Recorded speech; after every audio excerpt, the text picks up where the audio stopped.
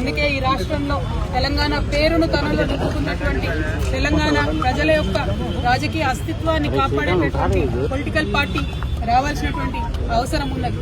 తప్పకుండా తెలంగాణ జాగృతి ఒక పార్టీగా ఎదుగుతుంది, పొలిటికల్ పార్టీగా ఎదుగుతుంది. ఈ పార్టీ మరి తెలంగాణ ప్రజల పక్షాన నిలబడి పనిచేస్తుందని కూడా ఈ సందర్భంగా నేను తెలియజేస్తా ఉన్నాను. మరి పార్టీ ఎప్పుడు ఏంది, విధి విధానాలు ఏందన్న అన్ని చిన్న చిన్న సాంకేతిక అంశాలు. కానీ రాబోయే అసెంబ్లీ ఎన్నికలలో తెలంగాణ ప్రజల పక్షాన నిలబడి పోటీ చేయడానికి, నిలబడి వారి యొక్క హక్కులను కాపాడడానికి, ప్రజల పక్షాన పనిచేయడానికి తెలంగాణ జాగృతి ఒక శక్తిగా ఖచ్చితంగా చట్టసభల్లో తిరిగి అడుగు పెడుతుందనే విషయాన్ని ఎటువంటి అనుమానం లేకుండా నేను ఇవాళ తెలియజేస్తా ఉన్నాను. నేను ఆహ్వానం పలుకుతా ఉన్నాను ఆ లెఫ్ట్ పార్టీ సోదరులకు, మావోయిస్ట్ సింపథైజర్లకు, మావోయిస్టులకు, ఎవరైతే మనుగడ సాగించలేకపోతా ఉన్నారో, ఎవరైతే కొత్త రాజకీయ శక్తులు రావాలి ఈ రాష్ట్రంలో ఆలోచిస్తున్నారో, ఎవరైతే ప్రజాస్వామ్యబద్ధంగా పనిచేసి రావాలనుకుంటున్నారో రండి.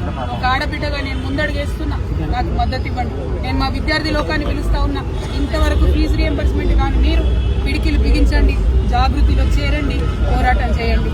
నిరుద్యోగ యువకులకు నేను పిలిపిస్తా ఉన్నా, మీకు ఒక కొత్త రాజకీయ వేదిక వస్తుంది. మీ పక్షాన నిలబడి కొట్లాడడానికి, ఉపాధి అవకాశాలు కల్పించడానికి, మీకోసం పనిచేయడానికి ఒక కొత్త రాజకీయ వేదిక ఈ రాష్ట్రంలో రాబోతా ఉంది. అందరికన్నా ఎక్కువ మా ఆడబిడ్డల్ని కోరుతా ఉన్నాం. ఒక ఆడబిడ్డగా తెలంగాణ రాజకీయ అస్తిత్వాన్ని కాపాడడం కోసం, మన ఆడబిడ్డల హక్కులు కాపాడడం కోసం నేను ముందడుగేస్తా ఉన్నాను. నన్ను దీవించండి, ఆశీర్వదించండి, నాతో పాటు నడవండి. ఒక అవమాన భారంతో తెలుగారింటి నుంచి, ఒక అవమాన భారంతో ఇంటి పార్టీ నుంచి నేను ఇవాళ అన్ని బంధాలు తెంచుకొని బయటకు వస్తా ఉన్నాను. కేవలం నా ఆత్మగౌరవం కోసం జరుగుతున్న పోరాటం. నాలాగా తెలంగాణ ఆడబిడ్డలు ఎవరినేమి అడగం, కానీ అవమానిస్తే మాత్రం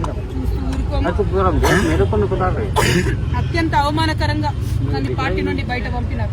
ఖచ్చితంగా నేను ఈ రాష్ట్రంలో ప్రజల పక్షాన నిలబడి పనిచేస్తాను. ఆ దేవుడి దయతో, ప్రజల దయతో గొప్ప రాజకీయ శక్తిగా తెలంగాణలో ఎదుగుతాం. దానికోసం మా ఆడబిడ్డల సహకారం నాకు కావాలని చెప్పి నేను కోరుతా ఉన్నా. ప్రతి ఒక్కరి కోసం, ఆదివాసీల కోసం, గిరిజనుల కోసం, దళితుల కోసం, మైనారిటీల కోసం, ఆడబిడ్డల కోసం పనిచేసేటటువంటి ఒక కొత్త రాజకీయ శక్తి రావాలి. ఎటువంటి పొలిటికల్ బ్యాక్గ్రౌండ్ లేనటువంటి వాళ్ళు కూడా రాష్ట్ర రాజకీయాల్లో మార్పు తేగలుగుతామనే ఆలోచించేటటువంటి ఒక వేదిక మీకు కావాలి. అటువంటి వేదికను మీకు ఇస్తానని మాట ఇస్తూ మరొక ప్రయత్నం నేను చేస్తూ అండగా నిలబడాలనుకో.